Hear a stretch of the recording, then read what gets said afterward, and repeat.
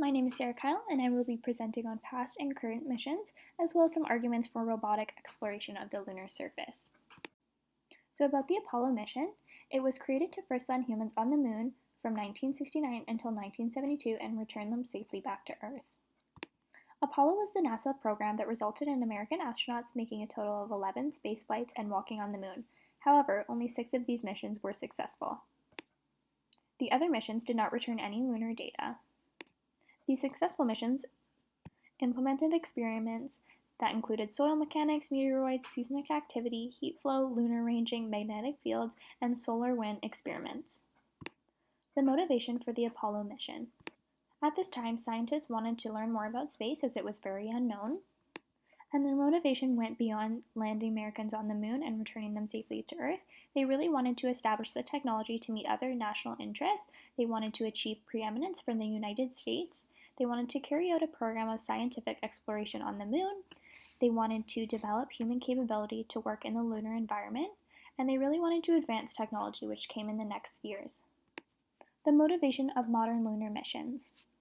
Currently, NASA is preparing to return to the moon by 2024 using the space agency is mapping out the next round of technological advances needed to establish sustainable operations by 2028. They are interested in building sustainable elements on and around the moon that will allow robots to conduct more science.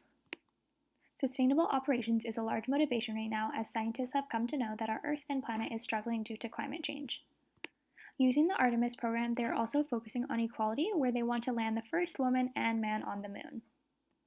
Another motivation is they are very interested in learning more about the moon's surface than we ever have before and exploring more in order to send astronauts to Mars. Lastly, another motivation is to modernize science. They have created spacesuits that allow for greater flexibility and movement than those of their Apollo predecessors.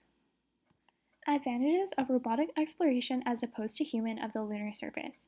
Robots are a lot cheaper and easier to maintain, therefore they do not sleep, eat, or create waste like humans do, and the spaceships do not need to be stocked with as many materials. It is also safer as they can be left out there and survive for many years, so we are not risking human life for scientific exploration.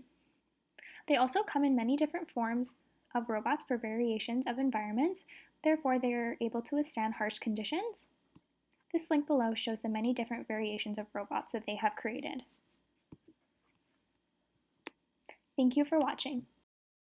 Hi, I'm Kat, and I'll be presenting on the Artemis program. The Artemis program consists of multiple planned missions to the moon. Artemis 3 is intended to be the first crewed landing since the Apollo 17 mission. The program is spearheaded by the United States Space Agency NASA, alongside international partners including Canada as well as private contractors. As I discuss the goals of the mission, I encourage you to consider the mission patch for the Artemis 1, as the project's goals feature symbolically in the design. The Artemis program was named for the Grecian goddess of the moon, wild nature, and the hunt. The first crewed lunar missions were named, rather logically in my opinion, for the Greek god of the sun and twin brother of Artemis, the god Apollo. The Artemis program is intended to be the spiritual successor of the Apollo program and recapture the public interest in space exploration for a new generation. In line with this, one of the primary goals of the program is to put the first female astronaut on the moon. Next, a brief overview of the mission scheduled so far. Artemis 1 will be an unmanned test flight, testing the Integrated Space Launch Rocket and the Orion spacecraft. In particular, its modular heat shielding is planned for November of this year. Artemis 2 will be the crewed test flight of the Orion. It intends to set the record for the furthest distance traveled from the Earth. Among the Artemis 2's crew will be a Canadian astronaut. This will make Canada the second country to have one of its astronauts circle the moon. The mission is planned for 2023. And of course, Artemis 3, which is planned for 2024, will be the mission intended to actually land on the moon. Its intended landing site is the moon's south polar region. In the future, the Artemis program intends to establish a permanent research base on the moon.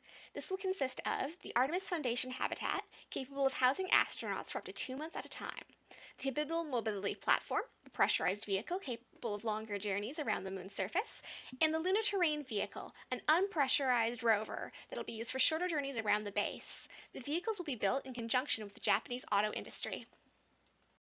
Once a permanent research base is established, the Artemis program intends to assess the viability of mining the moon for various resources. Now, whether it's actually ethical or illegal is up for debate. A precedent for this was attempted to be set during the Trump administration under the Artemis Accords, which were drafted to set forth regulation to do so. Canada, as well as several other countries, have signed this agreement, however, many countries have not. As to why we would actually want to mine the moon, potential resources include helium, which may be utilized in as yet undeveloped fission technology, water, necessary for supporting astronauts and potentially converted into fuel, as well as rare earth minerals, which are critical for the production of electronics such as computers and cellular phones. While visiting the moon is a lofty scientific goal in itself, one of the major goals of the Artemis program is to prepare the technologies needed to explore Mars in the future. Some of the technologies that will be tested include radiation shielding, required for long-term space exploration, as well as dust mitigation technology intended to keep equipment working in conditions where they will be bombarded with particulates such as the surface of Mars. Lastly, I would just like to thank the following sources. Hi, my name is Baljot, and for my part of the presentation, I'll be presenting on Chinese and Indian lunar missions. China's current and past missions to the moon have all fallen under the Chinese Lunar Exploration Program, which is also known as Chang'e. The name Chang'e was given to the program after the Chinese moon goddess who flew from Earth to the moon. To date, all the missions in the program have been robotic and have been successful. The last mission in the program was known as Chang'e 5, and it was successfully completed on December 16, 2020. The goal of this program has been divided into 4 phases, and the program is currently in phase 4. Each phase of the program builds off the last, and the end goal is to establish a robotic lunar base on the moon.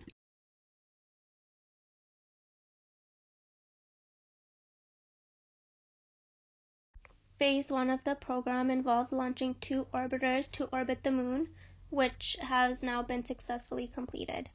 The first orbiter, Chang'e 1, produced a full high-resolution map of the moon, while the second orbiter, Chang'e 2, was launched in order to test technology needed in the second phase of the program.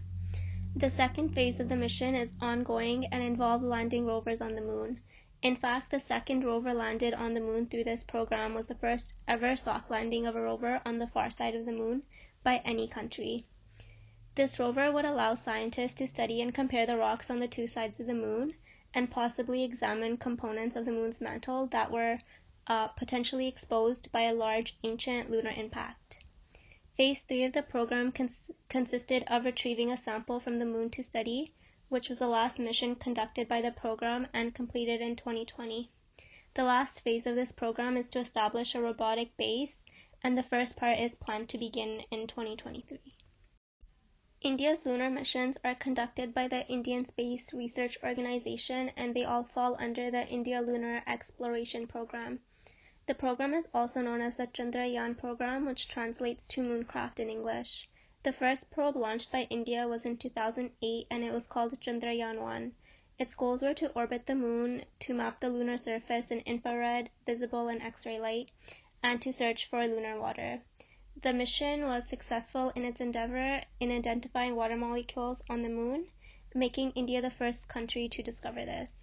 The second probe launched by this program was Chandrayaan-2, and it hoped to achieve a soft landing of a rover on the moon. Unfortunately, the program was unsuccessful in having a soft landing on the moon. However, the orbiter is still functioning, and its goals include studying lunar water in the South Polar region and lunar soil.